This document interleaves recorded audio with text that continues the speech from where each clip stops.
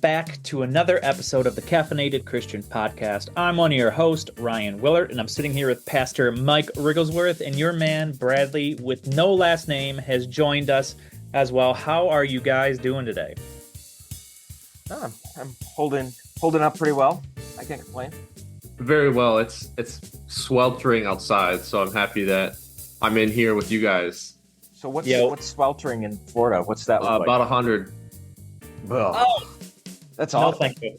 Sorry, No, Bradley. We're about to get mid-90s starting Sunday until like midweek next week, so I am not ready for that. But it's gonna bad. It's bad. It's gonna be bad. It's gonna get into the upper 80s in the weekend for us here in Buffalo, and it's we've gotten used to it. I mean, we're used to all types of weather here, but still, I'm not going to enjoy it. No. But at least it's not 100. So that's I just cut my lawn just so I don't have to deal with it next week, because I know if I'm like it's at that annoying where like no matter what, it's not really growing fast, but it hit that level of like it kind of looks ugly, and if I wait another week, it's going to be terrible. So I'm like, let's get it in before I want to die getting in next week. So that's sort of my methodology. I get it. That's the conundrum of property owners everywhere. I feel that. Yeah, paying taxes. What is that? Yeah, it's lame. Yeah, but before we dive into the episode and discuss the new sort of format that we are bringing forth, starting here, let us talk about the coffee we are drinking. We are still talking about coffee. You cannot get us to stop talking about coffee because that's what is in our veins. I will go first. I'm drinking a Columbus, Ohio brand. It's called Stauf's Coffee, Staufs, and it is coconut / macadamia nut flavor. So it's really interesting. I like it. I like it. Sounds good. Mike, what are you drinking? So today I am drinking a K-Cup, and it is, Buffalonians everywhere are going to disown me, it is a Dunkin' Donuts K-Cup. How dare you? Yep. Yeah, I know. It's heretical. I need to be excommunicated from whatever The cult that I'm a part of as a coffee drinker. But I'm drinking Dunkin' Donuts, and it's pretty good. I like Dunkin' Donuts just fine. I like anything with caffeine in it for the most part. But it's a salted caramel flavored creamer, which is quite good with Dunkin' Donuts coffee. So yeah, it's nothing too earth shattering, but it gets the job done. Yeah, I missed the crack cream. Oh, I missed the crack cream. It's only in Tops. We don't have that here. I'm drinking what Mike should have done. I'm drinking a coffee blend that has Donut Shop Blend in the title. In honor of my friend Kyle, who's graduating today, I'm drinking New England coffee. It's the Donut Shop Blend. It's quite good. Nice. Is it a New England company, or is it just like... I have no idea. It's just called New England coffee. How sometimes I'm people assuming it is. put like Cape Cod on it, but it's like from Texas, something weird like that. Yeah.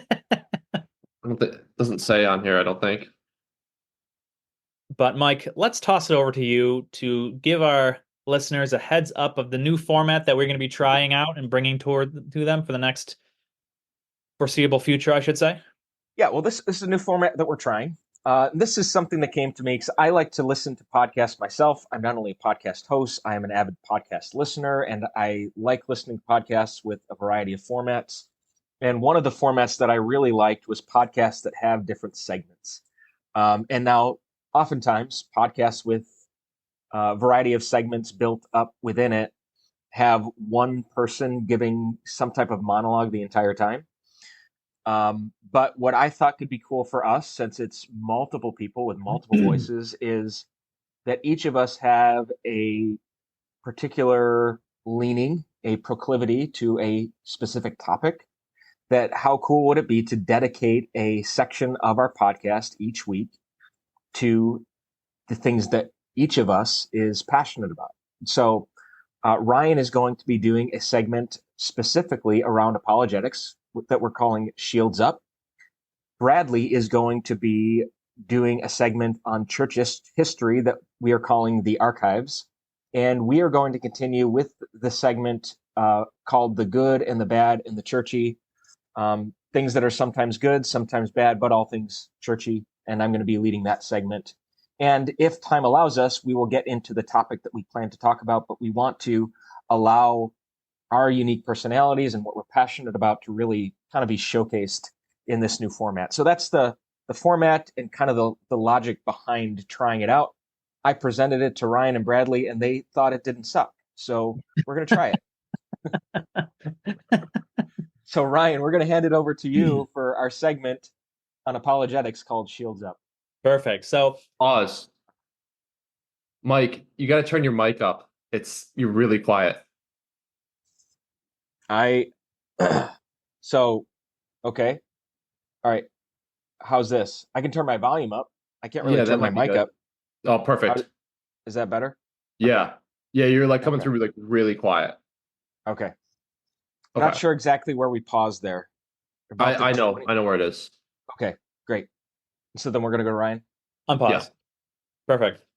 So the past few weeks, I have been lucky to get into contact with some brilliant scholars and really nice people on the topic of Islam. I sort of took on as another major topic in my career of study.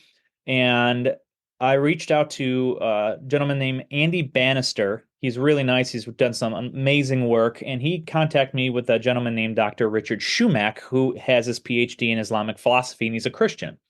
And he's helped me out with some sources and directing me in conversations back and forth. And he sent me a copy of his book called The Wisdom of Islam and the Foolishness of Christianity. Now, what he does in this book is he discusses the Islamic faith and the Christian faith and compare and contrast, and just really dives into the philosophy of each one. And he's just not saying that this person is wrong, but the way he looks at it is quite brilliant. And I'm not going to break down the book, but I do want to break down the idea that he discusses of the problem of God's hiddenness. And he relates the problem to both faiths, but I'm just going to stick with an additional idea that the Christians can take away when it comes to the problem of God's hiddenness. If you want more information, Bradley and I think we did a 2-part episode where we sort of analytically look at Michael Ray's work on the problem of divine hiddenness and how a Christian can respond and think about it. But I will link it in the description. Awesome. And he adds an interesting thought in here in relation to how people can be certain, or I should say, have more probability of being able to know God in relation to different faiths. And I sort of want to lay out this sort of thought process to just give us some food for thought when we're discussing the idea of God being hidden. That's what I want to do today. I'm not going to take too long. I'm just going to run through some certain things. And we read this idea that God seems to be hidden. And all deist, every single person who believes in God has to deal with this problem. It's just the case. It has to deal with this problem. And we see in the Christian faith, it's not just that our sin has made us at a separate distance. It appears from the Christian scriptures that God is intentionally hiding. Now, if you read Isaiah 45:15, let me read this to you. Truly you are a God who hides himself, O God of Israel, the Savior. Interesting, right? Truly our God who hides himself. And what Dr. Shumack realizes, it's just not that sin itself has created this sort of distance, right? That's a part of it. But there is a deliberate idea that God chooses to hide himself as a consequence. Now, that's an interesting thought process, that he chooses to do so. And he comes to this sort of resolution when it comes to how humans are able to know God in a personal relationship. Let me read to you what he writes here. Because what if the purposes of God were to hide from us in such a way that would prevent us finding him, but would allow him to find us? Let me read that again. God would hide in such a way that would prevent him from finding us, but would allow him to find us. Wisdom is that would prevent us knowing God in our terms, but allow us to know God on his terms. So it's not just that we know about who God is propositionally, right? But it's a real relationship that if we were to know him on our terms, we would never be able to have. And he suggests that Christians should believe that the hiding of God deliberately offers religious knowledge only in a way that restores us to a kind of personal relationship could not, that not hiding could not achieve. Um, so what he does is he calls this epistemically, God is epistemically active versus passive. So for instance, in the Islamic faith, we have God sort of in this slave to master relationship where he gives you his will, which is the Quran, right? In order for us to have to do the work to find him. And he argues we can't know God in lots of ways if that's the case. But what if it's God who's the active one that seeks us out? That God is the finder, which allows for knowledge of him in ways that if he was just passive, couldn't allow. So, what does this do for us Christians, right? When we look at the hiddenness of God. If we were the ones left to finding and God just remains hidden, then good luck, right? Good luck trying to know about him. Good luck trying to figure out all these things that we know about him. But if it is God who hides because he is the one who finds, we have an interesting conclusion. That God is the type of being who knows exactly what each creature needs and reveals himself when he knows it's the right place and right time in order to achieve that kind of relationship. And that is only possible if he is the one that chooses to hide and he is the one that's epistemically active. And so you put this in with middle knowledge, and you have a kind of God who knows what each individual person would need. And so he chooses to hide himself as a consequence. And he's the one that is searching for us. And if that's the case, it's not that hiddenness is necessarily a problem. God hides himself because he loves us, which is an interesting way of looking at it, because it is him who knows if he wasn't to this degree, what kind of relationship we would have. And he chooses to deliberately hide himself and be the active one. So divine hiddenness is not necessarily a problem, as we discussed in the prior two. You could see how divine hiddenness is an act of God's love, knowing what we need given our situation that we are in. So that's just the thought process I have when it comes to the problem of divine hiddenness from Dr. Richard Schumack. Brilliant. Brilliant. I love it. I love it.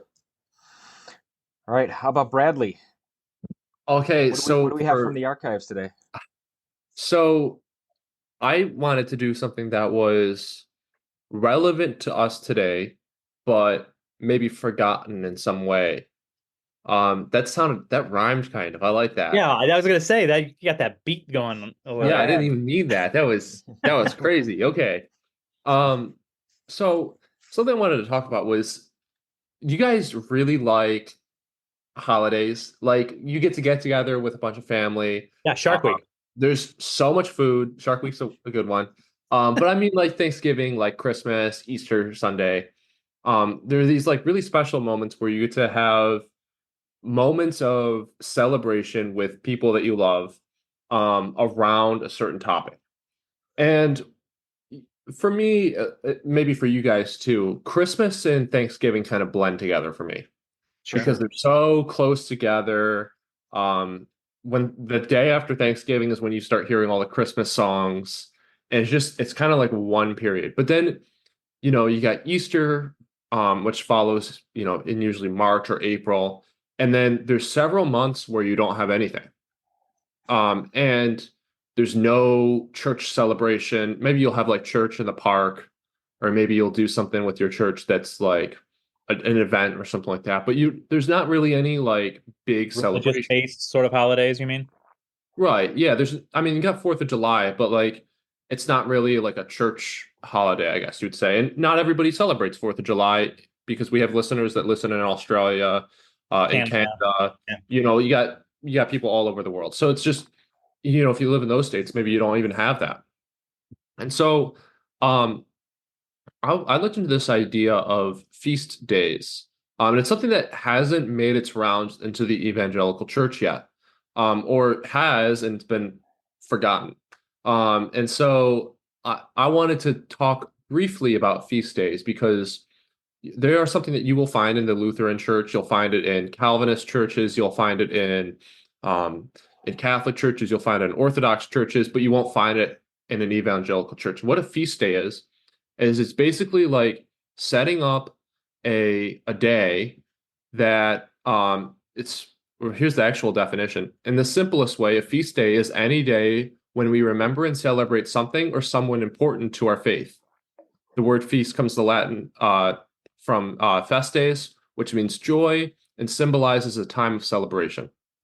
Um, Basically, it's just a time to celebrate something that inspires you in your faith. I had a feast day yesterday, and I think that it's really important and integral for Christians to have these days of celebration. And obviously, it's um, if you have a birthday party or a surprise party lined up for somebody, and you get the cake, and you have the custom lettering on it, you get the custom balloons, you get the the confetti and everything, and you invite all the people over, but you forget to invite the birthday person, you're going to have a pretty bad time. So likewise with the feast day, you have to make sure that it's centered around the person integral to your faith. And you can do these with just like Bible verses. You can do it with things that God's doing in your life. The reason I had one yesterday was because I've had some financial troubles the last couple months, and God really blessed me this week. And I decided to, instead of spending the money on stuff that I'd wanted to spend the money on for the last couple weeks, like maybe getting a new chair or something like that, I went and I bought a little bit extra and made sure that I celebrated. And the highlight of my night was my prayer and devotion with God.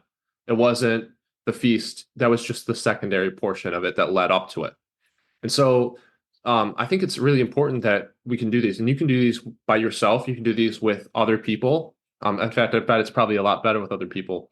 But if you're the type of person that loves Thanksgiving, if you love Christmas, and you love those like feelings that you get from that like event, you can celebrate other things in the Bible. You can celebrate other like parts of Jesus's life at any other time in the year. It doesn't have to be Christmas that you're celebrating, Christmas. You can celebrate, Jesus performing his first miracle at the wedding in Canaan. You can celebrate, there's a host of other things, but it's mainly defined around what affected you and impacted your faith in a specific way. Yeah, and celebrating those key moments where God worked in your life in some way. Yeah. That's good. That's good. And as you were talking, Bradley, it reminded me of a quote that I share often with the leadership in our church, is that we become what we celebrate. And that, like, the idea of a feast day being something of a celebration where we're marking the celebration of something that God has done for us through a meal is that's awesome. And I think the evangelical church could learn from doing more of that. Yep, absolutely. Well, let's get into our segment known as the good and the bad and the churchy. This is one of my favorite segments that we do here on the podcast. And today we have an article that Ryan actually shared among the three of us that comes from a website called Protestia. And the headline of the article says, "High-tech sheep stealing, Elevation Church accused of using location-based ads to geofence other churches, stealing their congregants." Of course, it would be Elevation Church. It's Elevation Church, man. What else would it be? So here's what I want to do. I want to read portions of the scripture, portions of the article. Oh, man. Portions of the article. And then I'm going to give some initial thoughts of my own. Then I want to open this up to you guys for conversation and see where it goes. Yeah, Mike, can I add one thing before you do that? Just for Absolutely. our listeners? We actually found this article a few weeks ago, but we sat on it to make sure there was additional evidence and people coming forward saying this is true. So if you go to YouTube, you see a lot of pastors now talking about this, and the people who have done this for this church talking to these pastors about what they've done. And so we just didn't want to throw something out there as soon as it hit the internet. We wanted to make sure that this isn't fake news. And it seems, given all of these other sources, that we are finding and Yep. passed along to each other. This is a legitimate claim. Yeah. And we're also trying to let the Spirit lead us in these discussions too. So when we were having our conversation about this, just the three of us talking about what Elevation Church is supposedly doing here with geofencing, a completely separate thread with myself and some of the leaders in our church, one of our pastors sent us a video on Facebook of the pastor that's referenced in this article, saying the things that are quoted in this article, right? And so there are multiple disconnected sources that have kind of aligned in before we decided we were going to just throw this out there for you guys. So here's what the article says. Elevation Church in North Carolina has been accused by one pastor of high-tech sheep stealing, claiming the popular megachurch is using geofencing technology to intentionally target smaller churches with location-based ads, ensuring that as soon as congregants step foot onto their own church property, that's key, they are pushed advertisements intended to draw them away. Right? And so the pastor that is sort of the focus of this article is a man by the name of Dr. Michael Kelly. He's the lead pastor of Central Triad Church. This is a congregation that is growing. It's a congregation in the Winston-Salem, North Carolina area. And in a recent sermon, he revealed that he had a sit-down conversation with a woman who works for ABC, and he was looking for ways to help grow and promote his church, get the word out there about what the church is doing. He wanted to advertise. And she says to him, "Have you heard of geofencing?" And he's like, "No, what is geofencing?" And so she proceeds to explain that you'd pick an area and everybody with a smartphone that walks into that area starts getting notified of your ads of that your church is in town. And so what geofencing does, and this is from the article, it defines a virtual geographical boundary and a targeted marketing action when a device enters or exits that boundary. So it's just they're going to get that ad in front of them when they enter that space. Yeah. And so this marketer, before she worked at ABC, she did geofencing for Elevation Church. All right. And so Elevation is a mega church. This article says they're 17,000 members. I believe Elevation says they are 14,000. So let's split the difference and say 15,000 member church. And it has 20 locations. It's led by Pastor Stephen Furtick. Many of you know Stephen Furtick. And so he goes on to ask this question of this woman as he's sitting down with her. He's like, "So this church, what exactly are they doing?" He says, "Well, when we would launch a new campus somewhere, we would go in and we would geofence all the church locations in that city. So whoever would go to church would find out about this new church." Okay. So somebody who's already churched they're in a local congregation. They are getting advertisements for Elevation Church. And she says to him, "It's a built-in tithing base." She misspoke it slightly, but not really, but it's a customer base that already tithes. Okay. So that obviously implies that, they're not going after the unreached. They're going after the already reached who has, the ability and is in the rhythm and habit of tithing. So he goes on to, I'm not going to read the entire article, but he goes on to actually sit down with one of the campus pastors at Elevation Church and asks him if this is the case. And this pastor says, "We don't geofence by the name of the church, just by the church itself." So in other words, there is a cluster of churches that they target in that area. And so it's not a personal thing. It's just business, right? And so here are some of my takeaways of this article, and then you guys can jump in. Number one, I want to make it clear to our audience that I'm not necessarily against geofencing alone. Geofencing can fit into a church's methodology of outreach.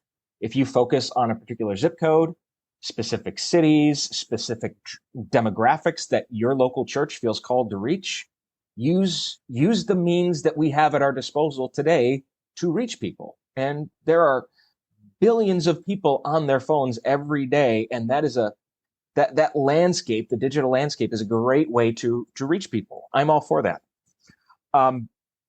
But here are some problems that I see in the evangelical church today. And this speaks to some of the mindset among many local congregations, not all of them, but many of them. One is that it's easy to slip into this mentality where we see other churches as competition in a worldly kingdom instead of co-laborers in God's kingdom, right? I do not think that we should see other churches as competition. We should not see other churches as the enemy. We should not see other churches as a threat to the health of our church or the success of our local church.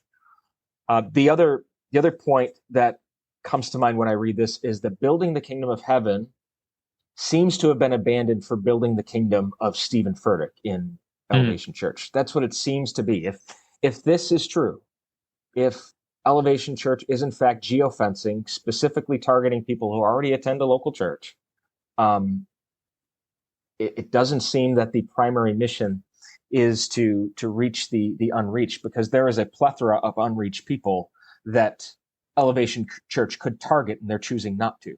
Now, with that, I want to be careful not to paint all mega churches with the same brush. I went to a Christian liberal arts university and had a great education there, but some of the professors I had in that, like, they bashed the megachurch mercilessly, and I'm not here to do that. So I want to be careful not to paint them all with the same brush. I believe small churches and large churches can be healthy or sick. I do believe that. So just because it's true of Elevation Church does not mean this is true of all megachurches everywhere, right? So please, if you're listening, don't paint the megachurch that's, in your town with the same brush, or assume that they're doing the same things Elevation's doing. And the last point that comes to mind here is your methods reveal your mission. Your methods reveal your mission. Author and pastor John Ortberg has this interesting term that he coined called shadow mission. And what he says is that churches can have two missions. There's the overt mission, the mission statement on the website and on the walls of the church, and then what he calls the shadow mission. And he says the shadow mission is what the church is really about. And I to clarify, I want to read an excerpt from his book, which is called Overcoming Your Shadow Mission. And he says this. He says, a shadow mission is an authentic mission that has been derailed, often in imperceptible ways. Part of what makes the shadow mission so tempting is that it's usually so closely related to our gifts and passions. It's not 180 degrees off track. It's just 10 degrees off track. Okay. So Elevation's methods, at least to me, show that they're not really interested in reaching the unreached, but in reaching the already reached in many cases. And now making this more nefarious, as we discussed, is that they are targeting tithers. And Elevation's mission, according to their website, is they exist so that people far from God will be raised to life in Christ. Now, on its face, that's not a terrible mission statement. We could get into the weeds a little bit there, but if this is what they are doing, if they are geofencing, and it appears pretty obvious that they are, that this mission statement is in service to their shadow mission statement. Yes. Which is to fill Elevation Church's seats and bank accounts. Like that seems to be the case. And I'll just add this closing thought, and then you guys can share what you think on this. This is not to just lay blame, though, on Stephen Furtick and Elevation Church as a whole. It's easy for us to do that. It's easy for us to point the finger and point out the speck of dust in Elevation Church's eye without looking at the log that's in our own eye, to quote Jesus. What's happening in this communal system happens in our individual lives as well, right? So there's a blogger named Holly Girth, and she wrote an interesting article that highlights the struggle that all of us face in the battle between our flesh, our sin nature, and the spirit, like part of us that wants what we want, and the part of us that desires the things of God. And she speaks of the shadow mission, right? And she writes, a shadow mission exhausts you while a true mission energizes you. Yes. A shadow mission comes from guilt or insecurity, while a true mission comes from freedom and love. A shadow mission is about you, while a true mission involves you, but also includes God and others. A shadow mission leads to resentment, while a true mission lets you serve no matter the response. A shadow mission makes you feel more distant from God, even though you're trying to earn his approval, while a true mission brings you closer to him, right? So my point is that it's not just churches and church leaders that fall into this trap of the shadow mission, but really all Christians everywhere. And we need to consider whether or not we are living out of our shadow mission, or we are living out of the true mission that God has deposited within the fiber of our being. And so that is what I want to offer as a just consideration as we talk about this article. But what do you guys think? What is your initial impression of this geofencing? Bradley, do you want me to go first? Yeah, go ahead. Okay, yeah. So I have 3 points that I have when thinking about this. The first is this. I don't want people to think we're being too harsh, because in the article itself, I think there's key distinctions that tell me what Mike is saying is the intent. The first is this. They're doing it when a new campus opens up, and any pastor who has opened up a new campus, and I know, and friends with tons of them, know what the mission is on a new campus. It's to get people to come to your campus. I mean, before the campus even starts, they sort of have an advertising run in other churches or speaking to friends and family. Hey, do you want to try me out? Because a new campus can't stay alive if it's trying to support itself versus being like a leech off of mother campus, right? Without people coming to the campus. And it's weird that they only do it when there's a new campus. And what also is strange, there's a difference between I have a 10-mile radius that just so happens to include churches, but that also includes the Krogers, the Islamic temples, the Starbuckses, the Dunkin' Donuts. It's very strange that Houses of worship, right? They're all yeah, houses of worship. the fencing is only around specific denominations that would so happen to come to your church. So it's very improbable to think that this is just an accident. It's very improbable just to think this is an accident. So that's my first point. The second is this. I think there's a terrible assumption happening. There's actually 2 terrible assumptions, and the second one is my third point. There is an assumption that every single person that goes to the other church would do better in their Christian walk if they came to your church. I don't think any pastor should hold that. You should think that you could be a good teacher and that they would learn some. But any pastor that thinks, when it comes to cultural backgrounds, emotional backgrounds, spiritual backgrounds, that you alone hold the best methodology for them to become a disciple, and as long as they came to your church, they would increase more, is a terrible assumption and should be thrown into the fire immediately. Because I would be the first one to say, if I open the church, there are tons of people that would do better going to another church than sitting underneath me.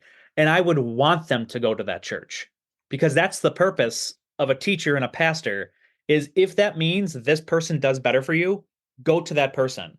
And if that means I lose tithe because that's better for your spiritual walk, I lose your tithe because that's better for your spiritual walk. Right.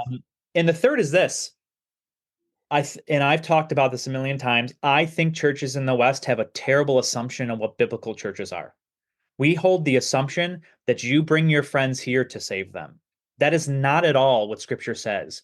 The local church gathering is for people who are already saved to come to grow in their knowledge of who Christ is. That is what we find in Scripture, all throughout Scripture. It is the people that go out and be the fishers of men. And so what's interesting is they're sending their marketing to try to win people versus sending their people to try to win people. And if it was me, I would be going, I'm not doing this. Do you know what? I want to put a group of missionaries together to go out and be the geofencing of the people. Let's put people together to go to Starbucks, go to Kroger and have these conversations versus $1 million marketing scheme. It is based on a terrible assumption of what church is. And it's clearly a bad assumption if they think they can do better. And it's clearly we know why they're doing it.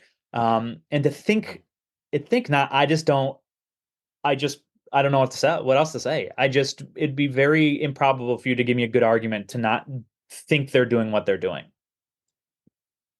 Yeah.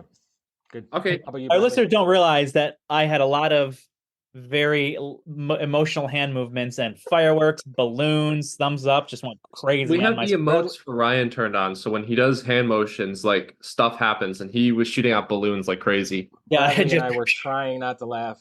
Yeah. I actually had to mute my mic because I was laughing. So I just looked this up. I wanted to see how big a geofencing location is. Because I think that might put us into perspective here. Because, I mean, you think about like an average church size. Mike, your church might be a little bit bigger, I'd say, than like the average building size. So you might say like, okay, it's a sanctuary. Maybe there's another room adjacent to the sanctuary. So you think like, okay, it's a decent sized building. It can hold like 100 people. But if it's just targeted to like down to the minute details, so like maybe it's 100 feet by 100 feet or something like that is like this radius. Is it specifically targeted like that? Well, from what I found, it seems that the average size is between 1 mile in radius and 100 miles in radius. So if they're planting geofencing on churches, especially how churches are, like, you go to like an area, there might be like 5 or 6 churches all within a mile radius of each other. So they might just be putting like a broad radius, like a 50-mile radius on like one church location, and it's targeting like everybody. It's not just targeting the church, obviously, is what I'm trying to say. It's like there's a mile radius around the church that's getting hit. It's not just, you walk into the church building and then you're targeted. It's not like that. Yeah, but the point of what this person was saying was it just so happens their locations seem to be like the center point of it is the location of the church. Well, I understand that, but what I'm also saying is that and I hate defending Elevation Church, by the way. But it's not like it's like this little outline of your church, and anywhere you step in that outline, you get ads. It's a radius around a mile radius at minimum around where your church is. It does not get lower than a mile from what I've seen. Sure. I mean, you'd be stupid just to do the square meter around your church. You go to the surrounding neighborhoods where people would go. Right. Yeah. Right. But I'm just what I'm trying to say here is that it's quite a bit bigger than just your church is being targeted here. So it's sure. The location around your church is being targeted. Okay. Yeah. So that's one. I don't disagree with that. Yeah. Yeah. So I want to put way to do it. I want to put that in perspective. So it's not just like it like stops in the parking lot. Tripwires around your church, and if you cross the tripwire, you're on the list. Yeah. Right. Right. It's not quite like that. Once a day, the mailman get it. Yeah. The only thing is you're only getting advertisements. It's not like your phone is popping up with a flash notification saying like, go to church here. You have to go to a website and there has to be ads on the side, or maybe a YouTube video, or maybe I don't know, like you're not getting ads all the time on your phone is what I'm trying to say. Like maybe if you're using a game app or something like that, you might be. So it is only specifically places that you can get advertisement. It's not like it's an invasion of privacy coming after you. Right. No, absolutely. So I just want to get that clarified so it's on the table. Could you imagine if companies could just send ads to your phones randomly? That'd be that'd be terrible. That'd be terrible. I'd get rid of my phone so fast. Yeah, flip phone. Yep. Um, Yep. Go off the grid. Use smoke signals to communicate. Yep. Exactly. Yep. and so I have two kind of thoughts, say going after off of that.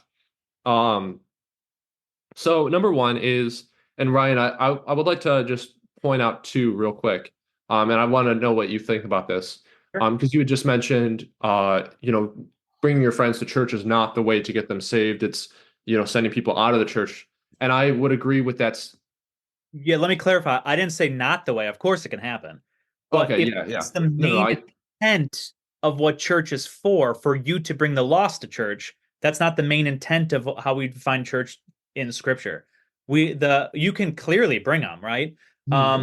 Yeah, But the whole focus of the coming together once a week was to train the sheep, not to Yep. try to find the lost, if that makes sense. right. Mm-hmm. And I used to hold the opinion that um the church was was more for the believer than the unbeliever. And I would just like to say that I think that it's the church is more for the unperfect than for the perfect.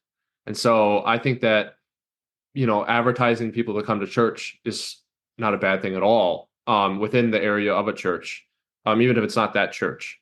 So I don't think that it's wrong to try and get people to come to church that don't go to church. Um, just as like a clarification there. Yeah, sure. So something else now. I do think that if you're Stephen Furtick and your ego is so huge, which it is because he's terrible. Um, sorry. He's targeting people that tithe.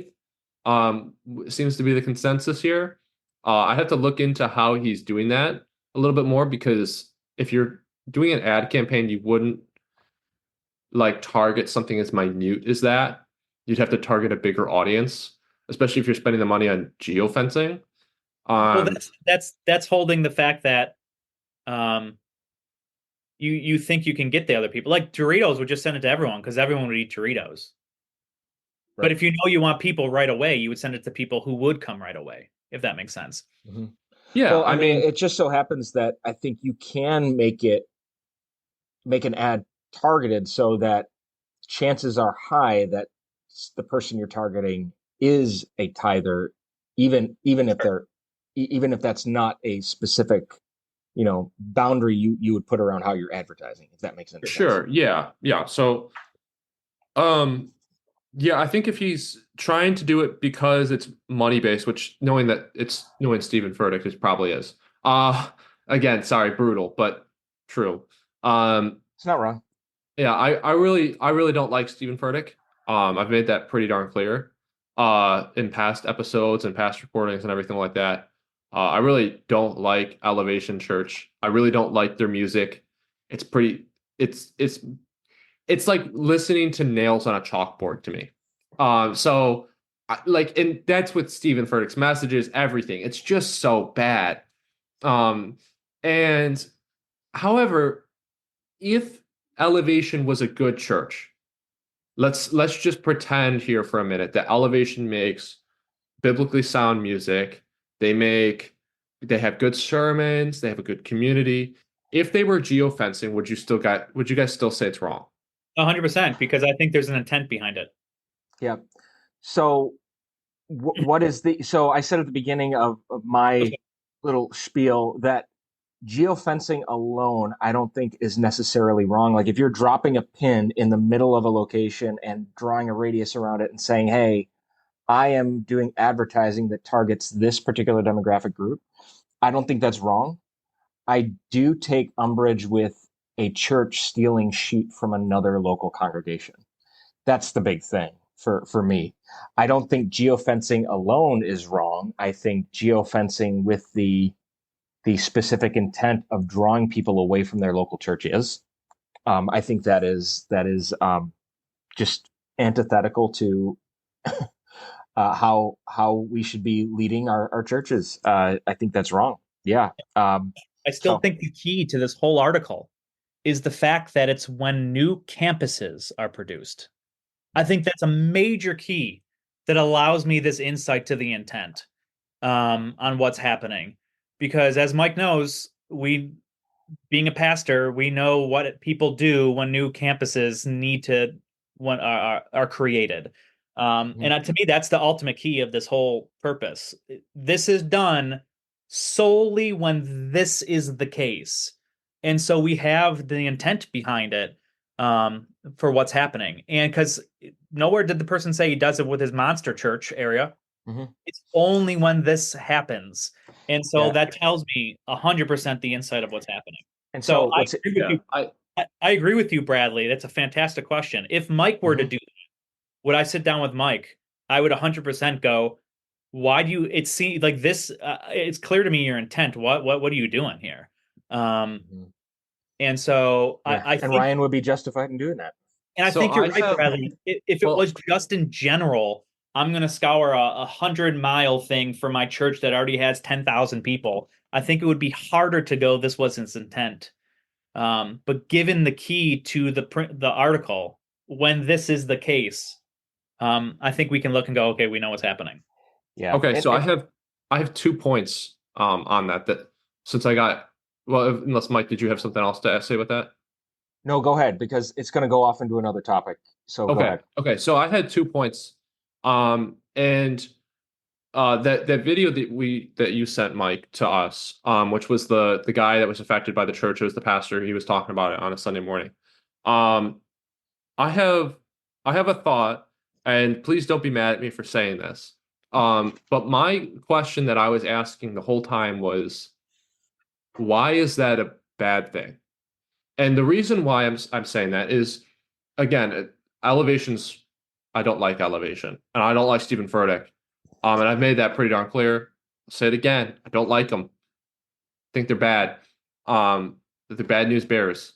Um, but my idea here is, if we are a universal body of church, which takes place outside locationally, which is what pretty much every evangelical church says, why is it wrong for one church to go to another? We're all a part of a universal church. So my thought is that it's not wrong because we're all still the same church. Mhm. That's my thought. It might be the wrong opinion, but it just, if we're gonna say Yeah. that we're a universal church, saying that Mhm. people saying sheep Mhm. stealing, Mhm. I don't think you can sheep steal from something that exists together. So here's my Now, question for again, you, Bradley. this It's is assuming that Stephen Furtick's church is good. has There's a nothing right. wrong with it. Stephen Yeah. Furtick's not an egotistical maniac. Well, Um, there's a bunch of, yeah. again, I think Stephen Furtick's in the wrong here. But if this was a different church, I don't think they would be in the wrong. So If it here's And my was a let different question, me, church, Bradley. well, though, hang on, yeah. can I finish this real quick? Because I know you're gonna say something about this. But likewise, like, if you had a Chick-fil-A, let's say, and they were advertising to people getting McDonald's McChickens at McDonald's locations, um, like, I don't think we would be sitting here having this conversation about Chick-fil-A's in the wrong for advertising. They're all still getting chickens. It's just a matter of where you're getting it from. And I think that if you're a church that's a, like, for one, people aren't stupid. I think that's something we have to, like, not all people are stupid. So there's a few, I'll give you that. There's a few Most of that them are aren't. not. There's Yeah. a few I that would agree with you. are not very bright. But there's quite a few people that are not stupid. And for you to sit there and say, like, sheep steal, I think is an insult to people. Because if you get an ad for a different church, like, what's the harm in them going to that church? Assuming that it aligns with the Bible and stuff, and it's, sound, like, it doesn't, I don't see a big deal. Mhm. Again, if we take tracing out of it, or geofencing out of this, let's just say we had a regular day, Mike. Let's say you had a guy in your church that was just like, "Hey, Mike, I like your teaching still, but I'm just going to go to Stephen's church down the road, or down the bend." Like, there wouldn't be an issue because you're still in the universal church. So having an advertisement for it over top, assuming that the church is good, I struggle to see anything wrong with it. Yeah, so Bradley, I think I covered that in my points. First is this. Let me reverse the question back to you. If we are of all one church, why then even do this in the first place? Why can't they just stay at the church there? Sure, but I don't see like Because it goes for her, behind it goes if you leave behind the church, it doesn't matter either. but that's not the point. The point is the intent of why he's doing these specific things. And you're right. As I said in my second point, you can't assume that a person going to a church is better off coming to your church. That's a terrible assumption, as far as I know. But the problem is because if someone comes to Mike and Mike goes, "Hey, I'm going to learn better with going to Jerry," you're going to go, "Okay, like that sucks. Can I learn from what you need?" type thing. But that's not the intent of what is happening here. And I 100% agree with you. Per Oh, cheap with I different just I do think Elevation's in the wrong. Yeah, yeah. I want to make that very clear. I don't agree with Elevation's methods here. I Um, don't I don't sorry. However, if it was a regular church that wasn't crazy, that sang nice songs, that had good preaching, that basically just wasn't Stephen Furtick, I wouldn't have an issue with it. Sure. Yeah, and I don't think you guys would either. I think we're on this, but it all goes into the data points to get to the intent that we have this problem. And I think that's the whole purpose. I think you're right. I don't think if all of a sudden you do a mass generalized thing to everyone and someone so happens to make a decision to come, but it just so happens it's only when the new campus is, the center focuses this location, that's the thing. pointed where the center locations are, you start to go, what is happening here? And they still have to make their own decision, right? But it's only when the new campuses are being dropped, and that reveals the intent to me. Okay, can I ask a follow-up with that? Absolutely. If you have a new campus for a regular church that isn't Stephen Furtick's church, dropping a geofence location around the new church building, let's say it was 10 miles, so it does encompass a bunch of churches, but it's a 10-mile radius around the new building. Yay or nay? I'm not against that. No. Because the center point of the radius is not the other churches. It's the church that you are starting, right? And you can't control what is in that radius when you drop the pin. Like that's just the reality. Sure. Right. But if the center point of the geofencing is a local church, that creates suspicion for me. That's the big thing. Yeah. But I think you're right. If you go, this is my church, I want to reach out to all of the neighborhoods. Yep. That's a different thing, in my opinion, versus I'm going to pinpoint different locations that people go to church and then spread out from there. I think it's a different intent. And I would also theoretical? Hold on. Can I just ahead, make a point real quick? So I would also make the argument that church, like you, Bradley, you contrasted a church that is like Elevation Church, and hey, like I don't want to knock anybody that listens to Elevation Church or anything like that, but I do. You guys gotta find a better music taste. David Phelps. But you made the point, Bradley, that a church that's teaching good doctrine, singing theologically correct songs, those types of things, really doing really good work with discipleship. I would make the argument that a church that is doing that and has the right heart and intent behind it isn't doing the geofencing in the first place. I would highly doubt that they would. If they, and by geofencing, I mean the specific type of geofencing that has another local church in the center point of the radius.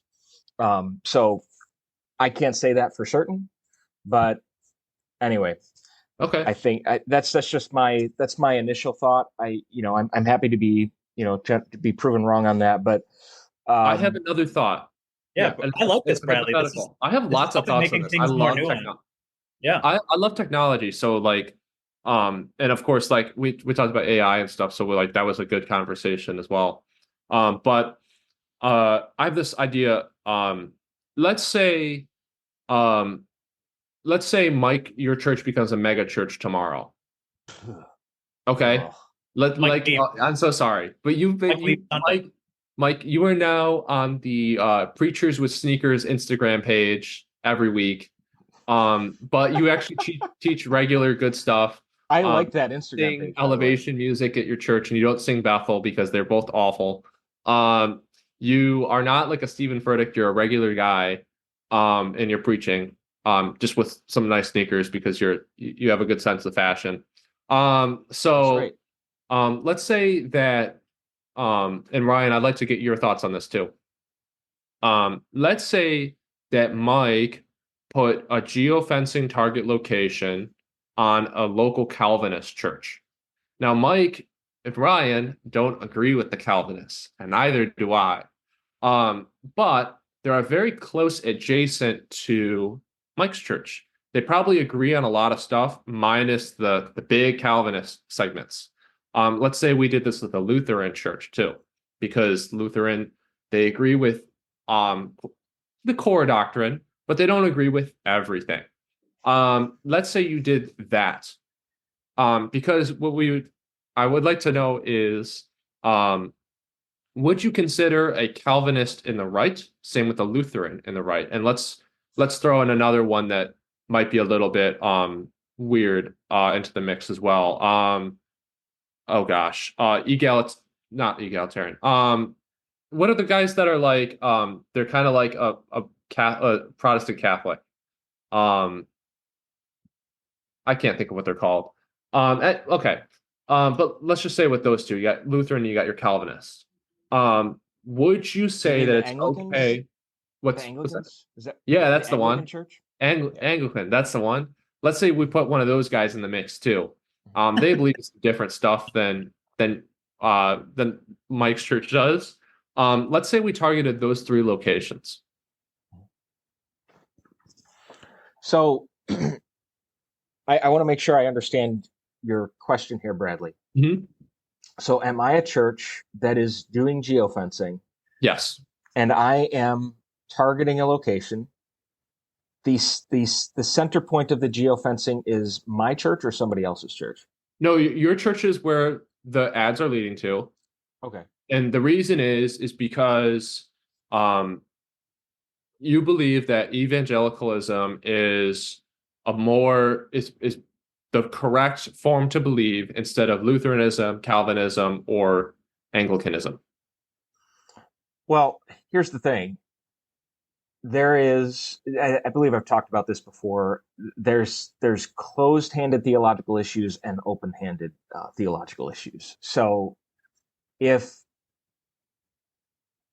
the local church, any of the local churches that you referenced, if they have the same beliefs as we do, like closed-handed beliefs, like the divinity of Jesus, the authority of Scripture, all of those types of things, if those are still intact, I'm not going to try to pull anybody from those churches. But if they hold a different view, let's say around human sexuality, if they hold a different view around gender identity, if they hold a different view around the inerrancy of Scripture, like then like I'm not going to try to intentionally pull people away from those churches with targeted Facebook ads.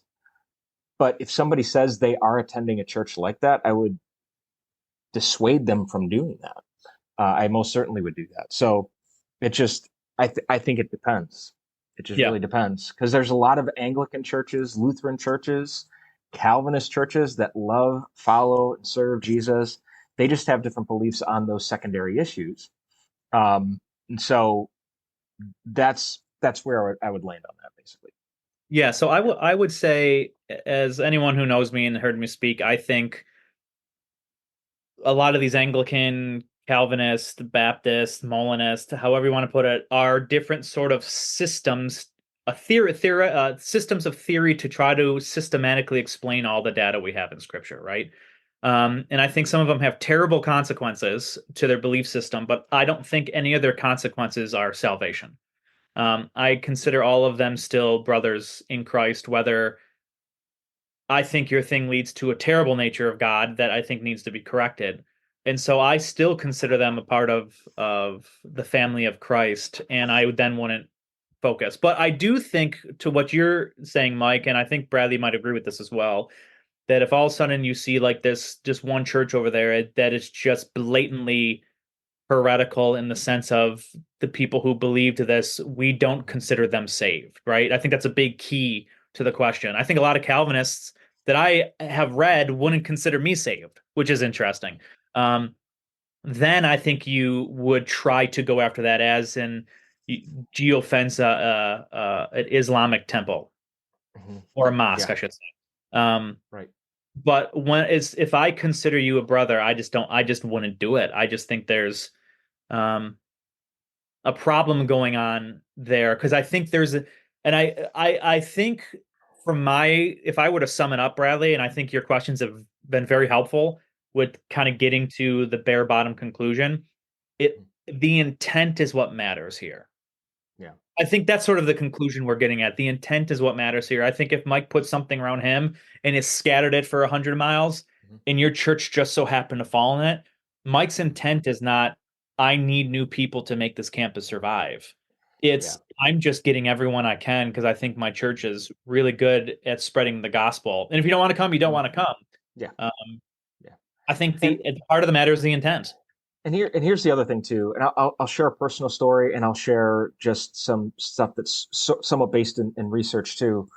We had a family attend our church a couple of years ago, and they said, we love this church. You guys have exactly what we're looking for. The husband was like, I want to leave our current church that we've been attending and start attending Centerpoint.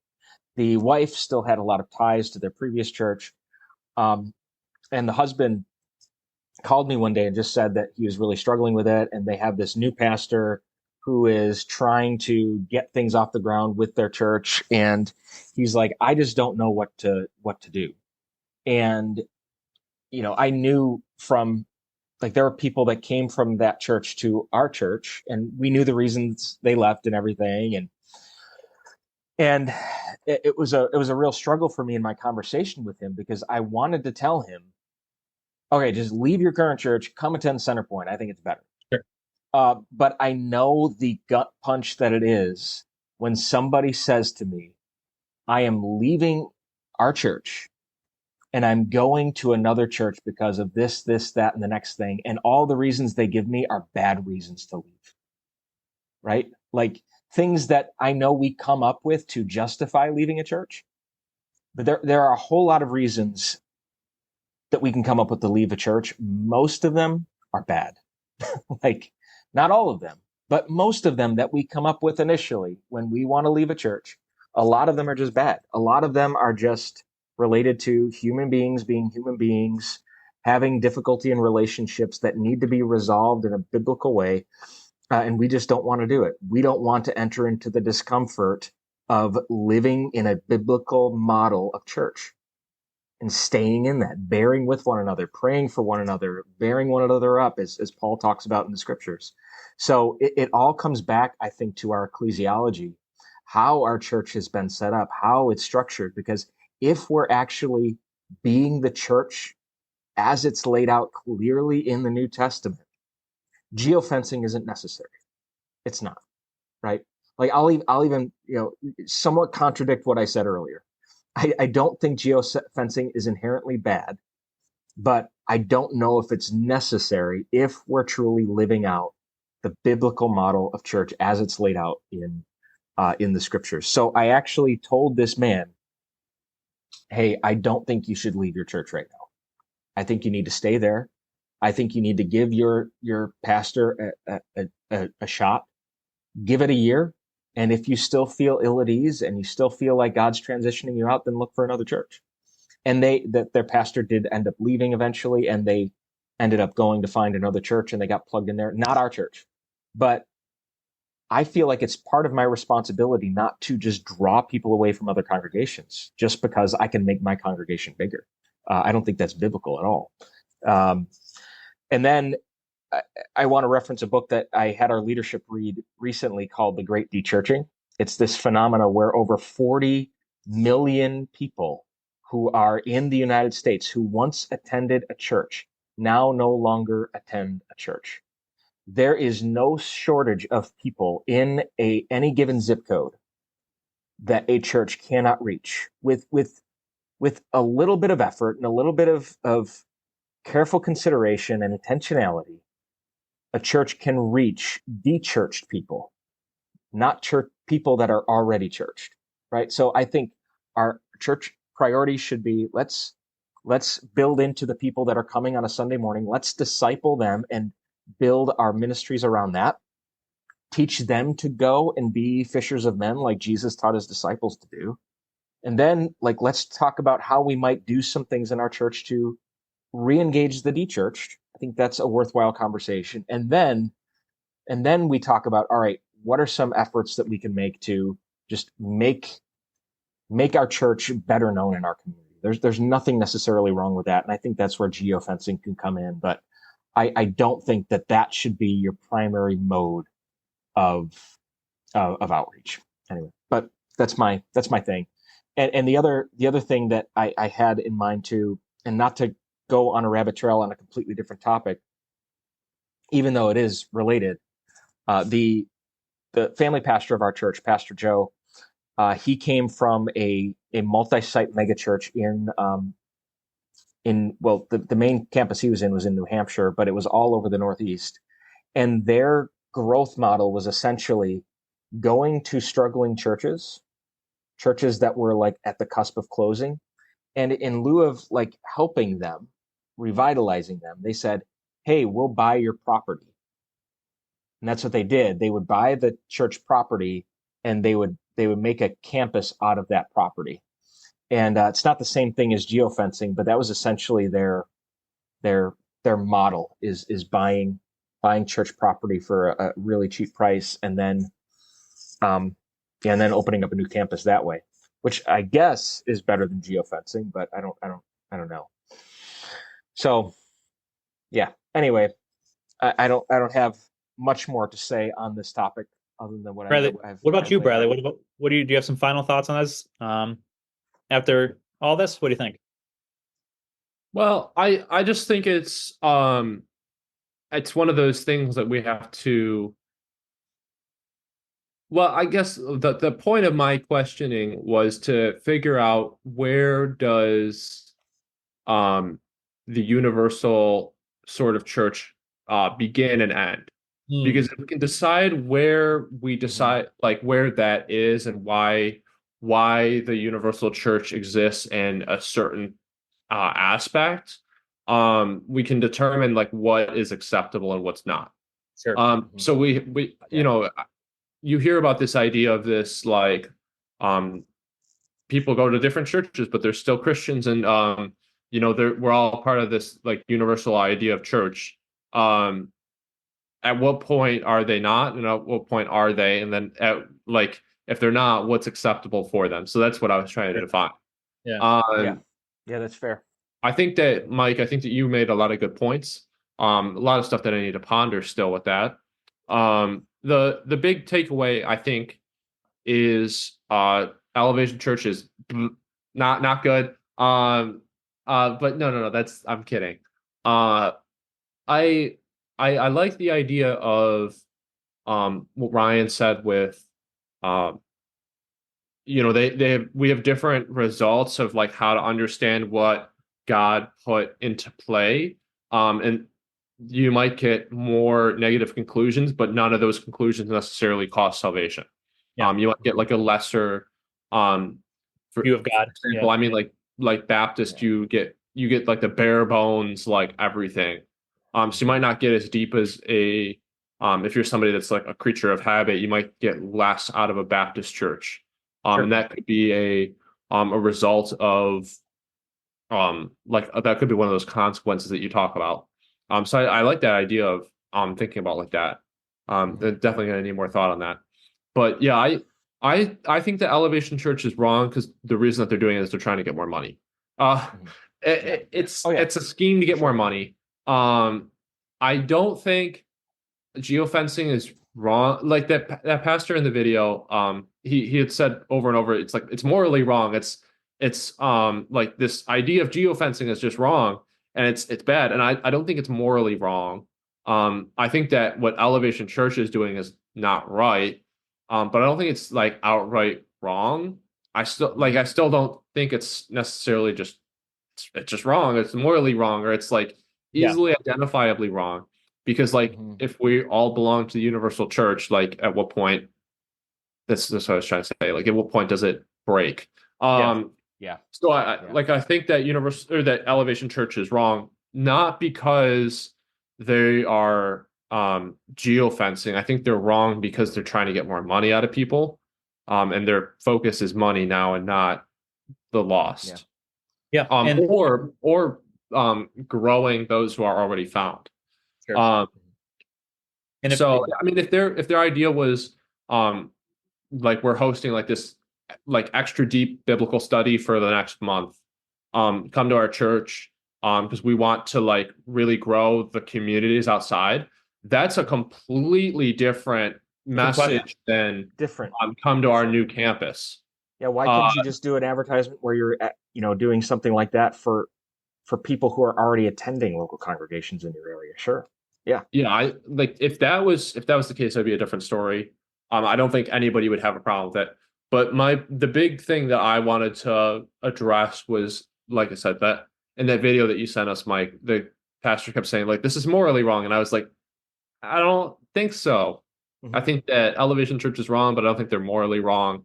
I don't think it's like, I think it's one of those things that you have to like really break down in order to figure out what's wrong with it. It's not one of those things that's just outright wrong. Sure. Yeah. I think it goes back to what I said in the beginning too. It's when you look at Christ, right? What does he care about? He cares about the heart of the matter or the heart of the people. Sure. And the heart, it is revealed by sort of your outcome or your intent, right? And I think you're right, Bradley. It's tough to make the technology a moral category. What makes it fall morally, that I agree the video didn't really nuance it, is, as I said, the intent or the heart of what is happening and why it's happening. I think, given the key features of this article, I think we're on safe grounds to go, hey, man, the intent of this is not what Mike or you, Bradley, would use this technology for at all. And you are right. I think we need to ask these questions to nuance it out more. Of what would if Pastor Mike would do this? What location? Who do we do this to? At what level do we stop doing this? Because to just make it a generalized geofencing is morally wrong, I just think doesn't get to the foundations of the matter. And it's intent. I think that for sure. Geofencing can be like morally obligated if you're Chick-fil-A advertising to people at Burger King, like those poor people, like what are they, or Taco Bell or something like those poor, poor stomach. I was trying to save the septic systems of the world. Yeah. I think like you're morally obligated to do that at that point. What I would like to see, because we only have one side of the story at this point. We do have that lady saying, like, she gave the Freudian slip there, of like saying what she really meant to say, right, and not hiding it very well. But we only have her opinion on this thing, or her, like, we don't have her like actual like, hey, this is actually what happened. We have something. We just had the Freudian slip that we're speculating on. We have seen more of this coming out. What I would like to see from Elevation is exactly how they were geo-targeting and how big of a radius. Because if they were saying like, okay, we put the pin nearby this church and we have a 50-mile radius, that gets a little bit more complicated. But they're like, no, we specifically have 1 mile radiuses on all the churches around our new campus. Yeah. That's a different story. That's kind of crazy. Yeah. But if they happen to put it on like one church, and it happens to be this pastor's church, and it's a very big radius, this like argument kind of falls apart more and more and more.